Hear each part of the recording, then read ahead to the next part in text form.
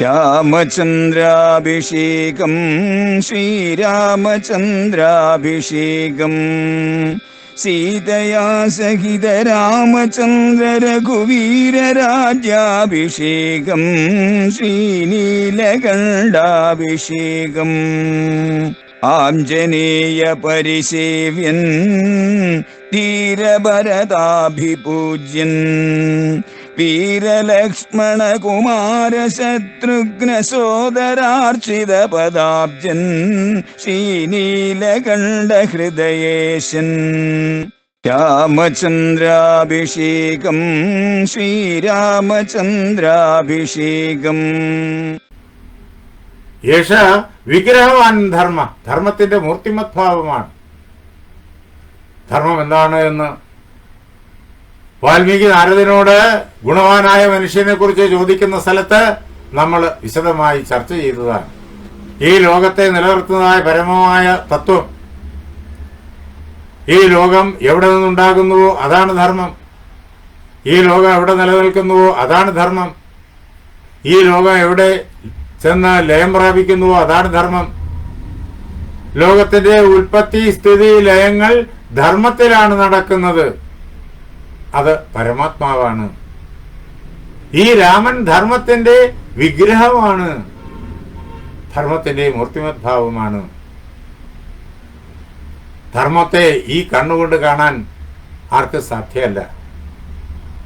നമ്മൾ ഈ കണ്ണുകൊണ്ട് കാണുന്നതാണ് മനസ്സിലാക്കുന്നത്. കാതുകൊണ്ട് കേൾക്കുന്നതിനെയും മൂക്കുകൊണ്ട് മണത്തറിയുന്നതിനെയും നാവ് കൊണ്ട് രുചിച്ചറിയുന്നതിനെയും തുക്ക് കൊണ്ട് തൊട്ടറിയുന്നതിനെയും ഒക്കെ മനസ്സിലാക്കുന്നു. 5 ജ്ഞാനേന്ദ്രിയങ്ങൾ, ഈ ജ്ഞാനേന്ദ്രിയങ്ങൾ കൊണ്ടാണ് നമ്മൾ പലതും അറിയുന്നത്, മനസ്സിലാക്കുന്നത്. അങ്ങനെ രാമനെ മനസ്സിലാക്കാൻ പറ്റൂല. പിന്നെയോ ഉള്ളിലേക്ക് കടന്നു ചേരണം. അവിടെ പ്രത്യക്ഷമായിട്ട് രാമനെ അറിയാൻ പറ്റും. അപ്പോ ഇന്ദ്രിയങ്ങളിൽ കൂടെ മാത്രം ഈ ലോകപദാർത്ഥങ്ങളെ അറിയുന്ന ആളുകൾക്ക് ഉള്ളിലേക്ക് ചെന്ന് ആ നിർഗുണ നിരാകാര ബ്രഹ്മത്തെ അറിയാൻ ഉള്ള ശേഷി ഇല്ലായ്ക കൊണ്ട്, ആ ശേഷി ഋഷിമാർക്ക് മാത്രമേ ഉള്ളൂ. അവരുടെ സംഖ്യ വളരെ കുറവുമാണ്. അല്ലാതുള്ളവർക്കൊന്നും അതിനുള്ള ശേഷിയില്ല.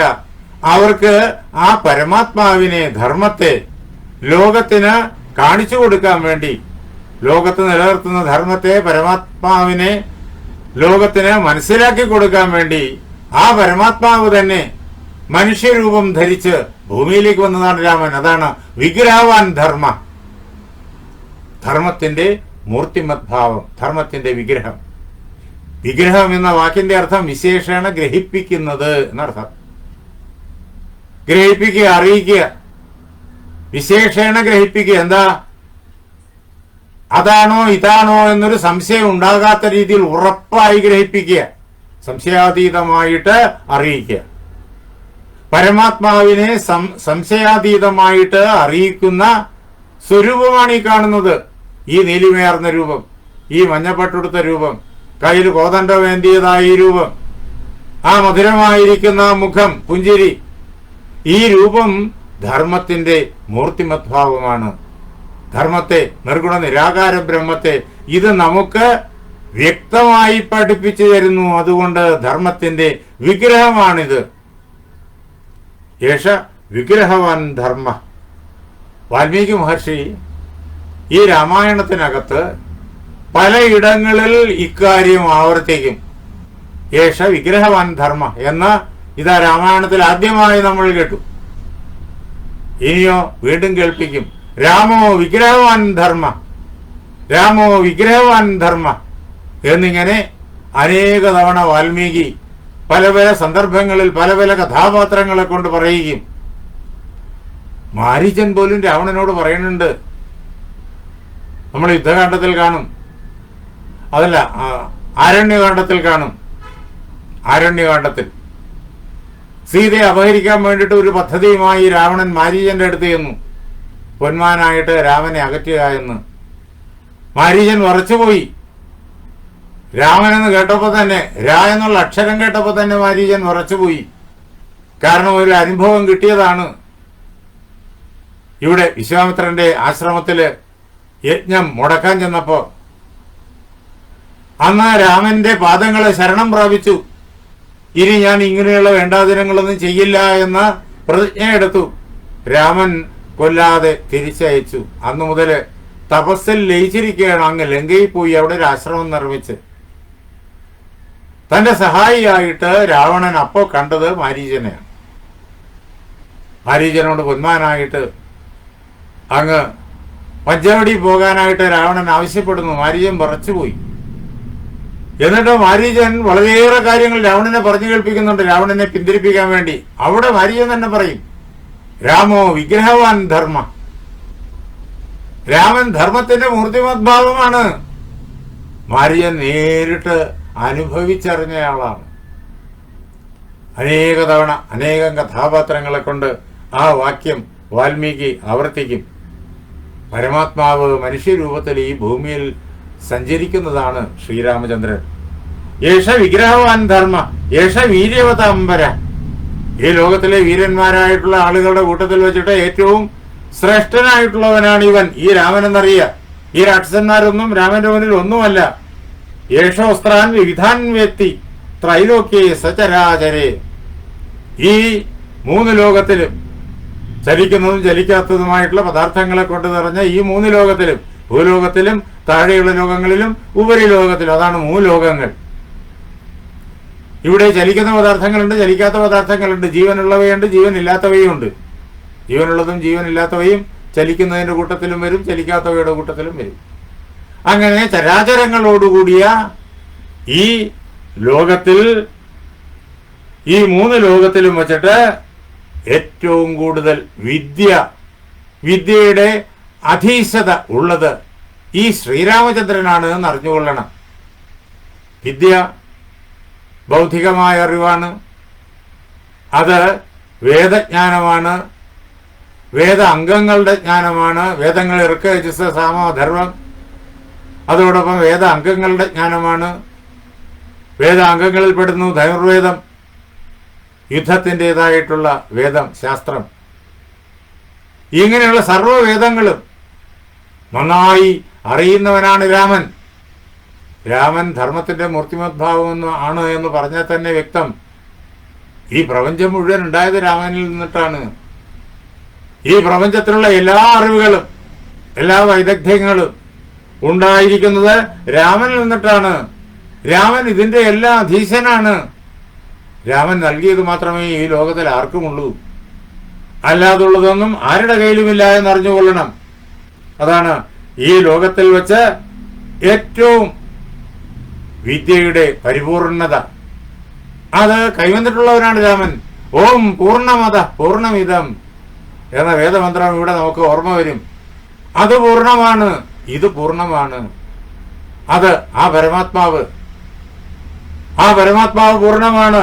അങ്ങനെ പൂർണ്ണമായ വിദ്യ കൈവശമുള്ളവനാണ് ഈ രാമൻ എന്ന് അറിഞ്ഞുകൊള്ളുക.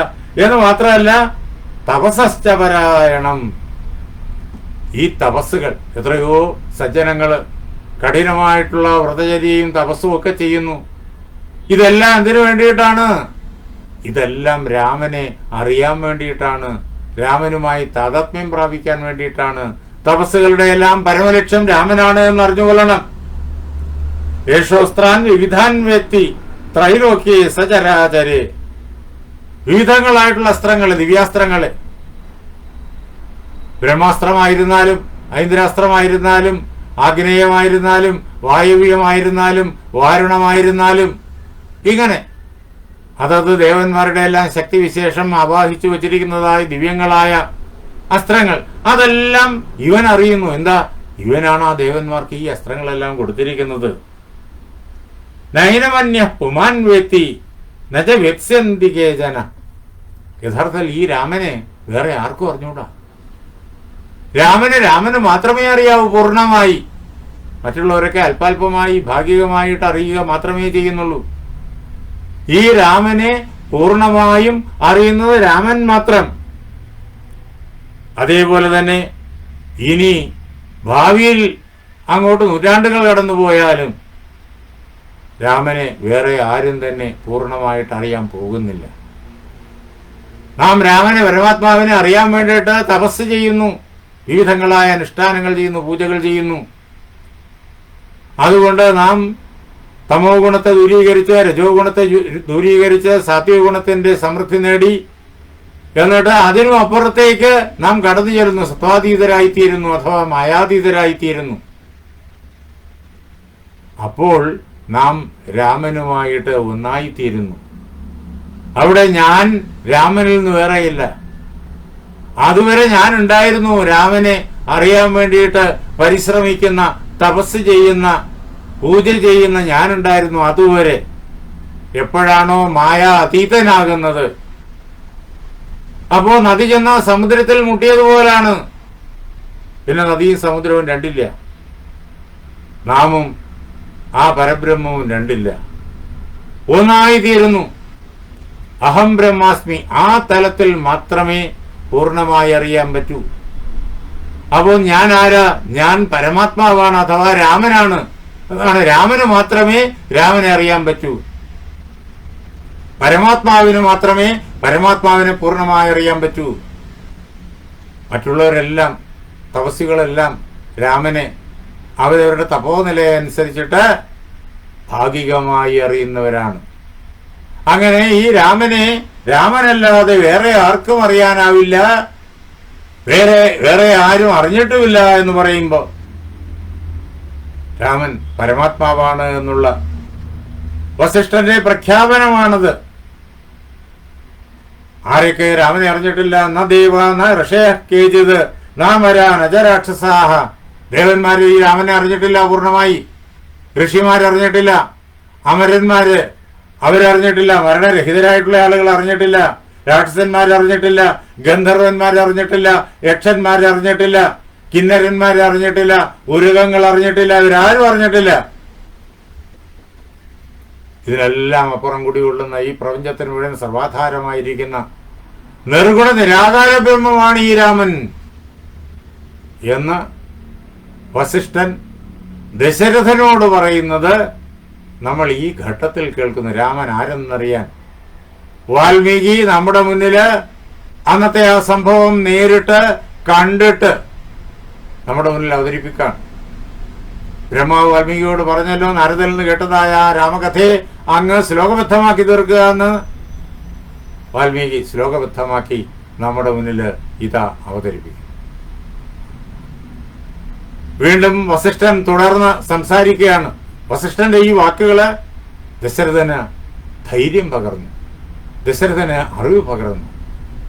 തന്റെ മകൻ താൻ വിചാരിക്കുന്നത് പോലെ ഒരു സാധാരണ ബാലകനല്ല എന്നറിഞ്ഞപ്പോഴേക്കും ദശരഥന് രാമനോട് അതുവരെ ഉണ്ടായിരുന്നതായ വാത്സല്യം ഇപ്പോൾ ഭക്തിയായിട്ട് വളരുകയാണ്.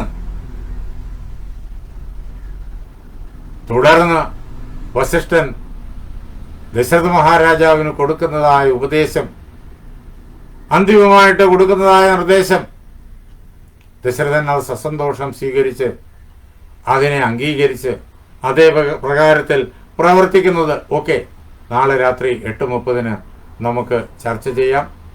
അതിന് ഗുരുജനങ്ങൾ നമ്മെ അനുഗ്രഹിക്കട്ടെ, വാൽമീകി മഹർഷി നമ്മെ അനുഗ്രഹിക്കട്ടെ. എൻ്റെ ഗുരുനാഥനായ ജഗദ്ഗുരു സ്വാമി സത്യാനന്ദ സരസ്വതി തൃപ്പാദങ്ങളിൽ, എൻ്റെ പരമഗുരുവായ ബ്രഹ്മശ്രീ നീലകണ്ഠ ഗുരുപാദരുടെ പാദപങ്കജങ്ങളിൽ, നിങ്ങളുടെ ഓരോരുത്തരുടെയും ഗുരുവിൻ്റെ പാദപത്മങ്ങളിൽ, വാൽമീകി മഹർഷിയുടെ പാദപങ്കജങ്ങളിൽ എൻ്റെ വാക്കുകളാകുന്ന പൂജാപുഷ്പങ്ങൾ ഞാൻ ഭക്തിയോടുകൂടിയിട്ട് സമർപ്പിക്കുന്നു. നിങ്ങളുടെ എല്ലാവരുടെയും ഹൃദയങ്ങളിൽ സമർപ്പിക്കുന്നു. ശ്രീരാമ സീത ആഞ്ജനേയ മഹാപ്രഭുവിൻ്റെ പാദങ്ങളിൽ സമർപ്പിക്കുന്നു. ജയ് സീതാറാം.